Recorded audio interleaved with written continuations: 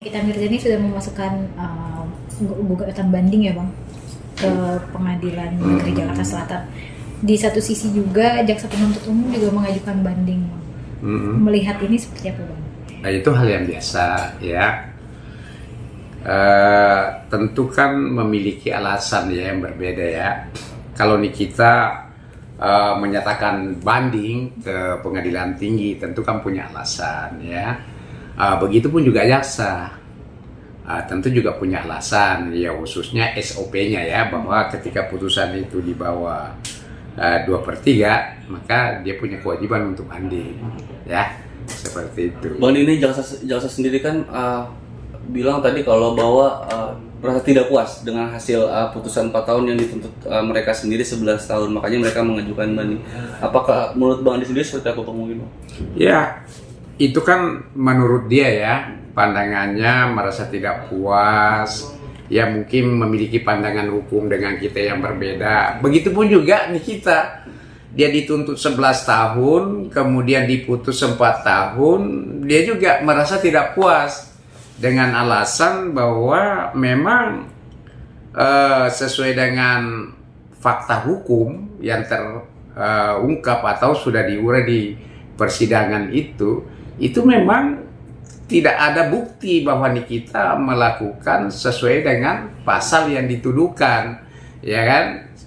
Itu kan pasal 27B ya, ayat 2. Nah, di situ kan dikatakan bahwa akan membuka rahasia, ancaman akan membuka rahasia. Nah, ketika pasal itu dihubungkan dengan fakta persidangan, itu tidak ditemukan bahwa di situ ada rahasia. Bahkan di dalam putusan itu dikatakan bahwa kalau misalnya ini menjadi objeknya adalah skincare, itu jelas-jelas di dalam putusan itu di awal disebutkan bahwa pertama-tama direview oleh Doktip ya, atau disampaikan oleh Doktip ke halayak ramai. Ya, artinya kalau itu menjadi rahasia, tidak lagi menjadi rahasia karena diketahui oleh umum, ya. Tapi pasal itu adalah memang salah satunya rahasia lah yang menjadi alat untuk dipergunakan melakukan pengancaman. Nah, pertanyaan seriusnya, ketika di situ sudah tidak ada lagi rahasia, bagaimana dengan mempergunakan pasal itu? Ya kan, kalau misalnya memang di situ tidak ada rahasia, berarti unsur pasal itu tidak terpenuhi ya. Kalau unsur pasal tidak terpenuhi, artinya perbuatannya itu tidak sempurna. Kalau perbuatan itu tidak sempurna, artinya tidak ada kejahatan di situ. Oleh karena itu, biasa kita sering dengar ya, bahwa ketika unsur pasal itu tidak terpenuhi, maka orang itu atau terdakwa itu harus dibebaskan. Nah, itulah yang menjadi alasan tadi Nikita juga melakukan banding. Kalau jaksa itu dia kan kecewa ya, bahwa kok saya tuntut 11 tahun kok diputus 4 tahun ya. Jadi kalau masing-masing versi di luar, banyak juga bahkan pengacara mengatakan ya bahwa putusan ini menurut mereka bahwa itu sudah bagus. Karena bijak, karena ini dituntut 11 tahun diputus. Tapi kan menurut pengacara Nikita ini, setelah dikaji unsur pasal dengan alat-alat bukti yang ada, kemudian fakta persidangan yang lainnya juga tidak dijadikan pertimbangan oleh majelis hakim, itu sehingga pengacara mengatakan bahwa putusan ini juga tidak mengacu kepada asas keadilan gitu loh, asas manfaat. Kenapa? Karena asas kepastian hukumnya itu tidak diterapkan dengan baik ya. Coba bayangin ya, ini kan diputus katanya membuka rahasia. Sementara di dalam putusan itu, ya, tidak dijelaskan rahasia apa yang dibuka ini. Rahasia itu kan macam-macam tuh. Ya kan, tentu kan kalian tahu kan rahasia itu apa. Ada rahasia misalnya, karena ini kan undang-undang ITE ya. Ada rahasia misalnya ya, ada si A ini melakukan pencurian, kita foto. Ya kan, setelah kita buka dia akan malu, dan lain sebagainya. Ataukah mungkin ada seseorang lagi keluar dari hotel, kita foto, menjadi rahasia.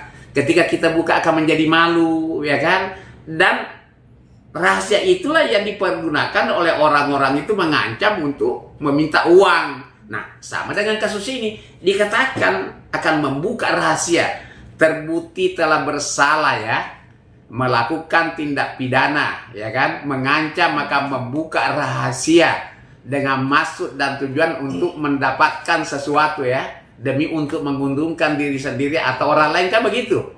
Kurang lebih begitu bunyinya. Nah, sekarang pertanyaan seriusnya, itu rahasia apa? Nah, sementara di dalam putusan itu tidak disebutkan bahwa ini loh rahasia yang dimaksud. Nah, boleh dong saya mengandai-andai, ketika itu diucapkan di dalam putusan itu, maka putusan itu akan menjadi bukti kuat bahwa benar-benar pelapor ini memiliki skincare yang palsu. Kalau itu menjadi ya, dan bahkan lebih parah lagi, bisa saja itu putusan itu dianggap batal demi hukum karena dia melindungi penjahat. Ya kira-kira gitu ya. Bang, ini ada yang ditanyakan lagi? Bang, ini kan pengajuan banding kita ini kan menjadi pro kontra ya Bang. Banyak banget fans yang takut nanti setelah banding hukumannya malah naik, bukannya malah turun. Dari pihak abang sendiri, dari pihak Kaniki sendiri tuh ada obrolan nggak sih Bang? Apakah ingin mengungkap kebenaran atau seperti apa Bang sebenarnya? Jadi begini ya, kalau itu pertama-tama saya jawab begini, bahwa benar-benar kalau kita mau lihat dikaji hukumnya baik-baik ya, kemudian setelah kita kaji hukumnya baik-baik, ya sama dengan apa yang kita kaji, sama dengan yang dikaji oleh nanti PT, saya yakin bahwa memang di kita harus dibebaskan. Karena syarat orang dipidana itu ada dua ya. Unsur pasal terpenuhi, ya, kemudian disertai dengan minimal 2 alat bukti yang sah, yang menjelaskan bahwa benar perbuatan itu yang dituduhkan kepada Nikita itu dilakukan. Makanya di dalam KUHP itu pasal 183 itu disebutkan, mungkin pada dasarnya begini ya bunyinya kurang lebih, bahwa hakim itu tidak boleh menjatuhkan pidana kepada seseorang ya minimal 2 alat bukti yang sah tambah 1 keyakinan hakim. Oleh karena itu ketika unsur pasal itu terpenuhi, maka harus dibarengin dengan namanya 2 alat bukti yang sah. Kalau tidak ada itu, maka orang itu harus dibebaskan. Ya, nah kalau itu tadi pertanyaannya, saya jawabnya bahwa memang di dalam pasal ini, ya kan, yang dituduhkan kepada Nikita unsurnya tidak terpenuhi. Ya karena itu kan salah satunya alat yang dipakai mengancam adalah rahasia. Sementara tidak pernah diungkap rahasia apa yang dimaksud itu dulu. Bahkan di dalam putusan itu tidak disebutkan rahasia apa yang dimaksud. Nah, menurut PH-nya yang langsung menangani itu, tidak sama sekali ditemukan 2 alat bukti yang menjelaskan bahwa Nikita telah melakukan tindak pidana itu. Satya. Dan kemudian semua fakta persidangan yang direkam dengan baik dan dimasukkan ke dalam pledoi oleh pengacara, dan bahkan kurang lebih 30 ya alat bukti atau bukti-bukti yang disampaikan oleh PH-nya Nikita itu sama sekali tidak dipertimbangkan. Ya kan? Nah gitu. Nah ketika itu tadi pertanyaannya, kalau banding bisa nggak naik, bisa nggak turun, bisa nggak tetap, ya bisa saja. Persoalannya, tapi saya ingin tegaskan di sini, ketika menemukan hakim benar-benar menerapkan 3 asas ini, maka Nikita akan bebas. Apa sih 3 asas ini sebenarnya dalam pedoman hakim memutus? Pertama-tama asas kepastian hukum. Apa itu? Asas kepastian hukum itu adanya di dalam peraturan itu benar-benar dikaji unsurnya terpenuhi atau tidak. Nah, kemudian apa asas keadilan itu? Keadilan itu adanya di dalam hati para penegak hukum itu, melihat, oh benar, setelah kepastian hukumnya sudah dikaji, oh ternyata tidak ada unsurnya, tidak ada alat bukti. Masa sih orang mau dipidana, ya kan? Bagaimana dengan anak-anaknya di rumah? Dia adalah tulang punggung, kan? Itulah namanya asas keadilan. Terus setelah asas keadilan apa? Manfaat. Asas manfaat. Supaya putusan itu bermanfaat. Setelah berkeadilan maka bermanfaat itu. Orang semuanya menyampaikan bahwa sudah luar biasa hukum di Republik ini begitu baik.